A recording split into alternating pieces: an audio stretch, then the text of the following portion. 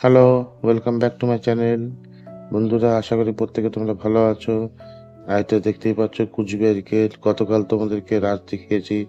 চলো আজকে তোমাদেরকে রাজবাড়িটা একবার ঘুরিয়ে নিয়ে যাই। এই রাজবাড়িটা অনেক পুরনো এবং এটা তোমার পশ্চিমবঙ্গে কুচবিহারের ডিস্ট্রিক্টে এটা আহ, আছে এই রাজবাড়িটা। তো এই রাজবাড়িটার অনেক পুরনো ইতিহাস আছে এবং এটা 1887 সালে মহারাজা নৃপেন্দ্র নারায়ণের রাজত্বকালে ইংল্যান্ডের বাকিংহাম প্যালেসের আদলে এই রাজবাড়িটা তৈরি করা হয়েছে। খুবই সুপ্রাচীন এবং খুব সুন্দর গুছানো আর্কোলজি অফ ইন্ডিয়ার আন্ডারে এই রাজবাড়িটা এখন মুহূর্তে আছে। চলো বন্ধুরা, তোমাদেরকে এটা আরো সামনের দিকে নিয়ে যায় একবার দেখাই।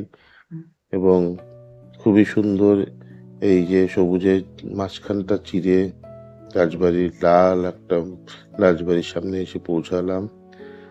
আর এই রাজবাড়িটা এখন মিউজিয়ামে পরিণত হয়েছে। আগে আসলে এই রাজবাড়িটা ছিল হচ্ছে একটা ক্লাসিক্যাল ওয়েস্টার্ন শৈলীর দোতলা ভবন।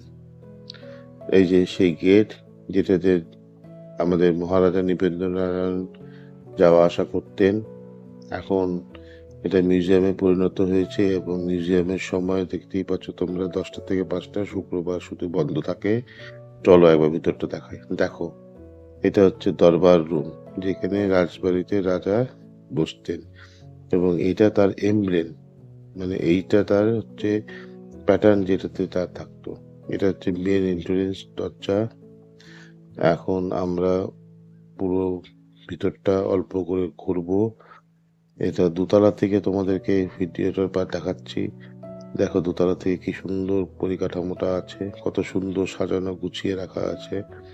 এবং দোতলা থেকে বাইরের দৃশ্যটা দেখো, সম্পূর্ণ গ্রিনারি, মাঠের পর মাঠ, জায়গার পর জায়গা ভরে আছে তোমার গ্রিনারিতে, গাছপালা দিয়ে। খুবই সুন্দর একটা জায়গা, খুবই সুন্দর রোমাঞ্চক একটা জায়গা এবং ঐতিহাসিক জায়গা। তোমরা অবশ্যই এই এটা আসবে। এবং এই প্রাসাদের একতলাতে আছে বিলাস রুম, লাইব্রেরি রুম আর অতিথিশালা এবং 24টি টোটাল কক্ষ আছে। দোতলায় আছে 15টি শয়ন কক্ষ, 3টি বৈঠকখানা, 4টা তোষাখানা, 11টি স্নানঘর, মোট 40টি কক্ষ। আসলে এই এই যে তোমরা প্রাসাদটা দেখছো, এটা অ্যাকচুয়ালি হওয়ার কথা ছিল হচ্ছে প্রাথমিকভাবে 3 তলা ছিল, কিন্তু 1897 সালে 12ই জুন এক বিধ্বংস ভূমিকম্পতে এই দ্বিতল ভেঙে যায় এবং তার জন্য অনেক রুম এখন বন্ধ করে রাখা আছে। কিছু কিছু ঐতিহাসিক জিনিস যেগুলা নন প্রহিবিটেড, মানে প্রহিবিটেড করা আছে ফটো তোলার জন্য, সেগুলো রুমে আমাদের অ্যালাউড নেই। যাই হোক বন্ধুরা, তোমাদের জন্য যতটা পেরেছি ততটাই কভারেজ করেছি। তোমরা আশা করি জিনিসটা বুঝতেই পারছো কতটা সুন্দর জায়গা। তোমাদের এখন ভিতর থেকেও একটা দেখালাম। এই যে এই কাঠের সিঁড়িটা ধরে আমরা এখন নামছি নিচে দরবার রুমের দিকে। নামতেই এখন আমরা একটা দেখতে পাবো এলিফ্যান্ট স্কাল। এলিফ্যান্ট স্কালের ঠিক পাশেই দেখো এই যে সিন্দুকগুলো যার মধ্যে তোষাখানাতে, এই তোষা ঘরের মধ্যে এগুলো থাকতো। আমরা আবার ধীরে ধীরে দরবার রুমের দিকে এগিয়ে চলছি।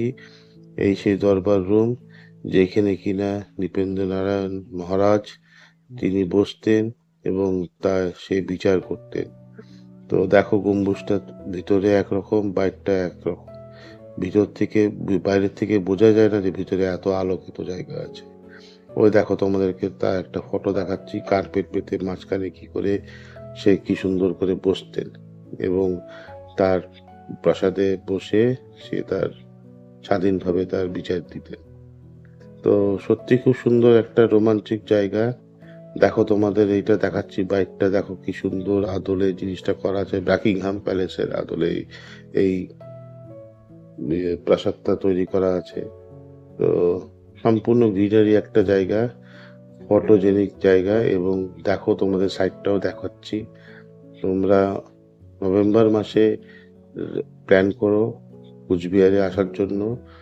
খুব সহজেই এনজিবি থেকে ট্রেন পেয়ে যাবে, বাসেরও কমিউনিকেশন আছে।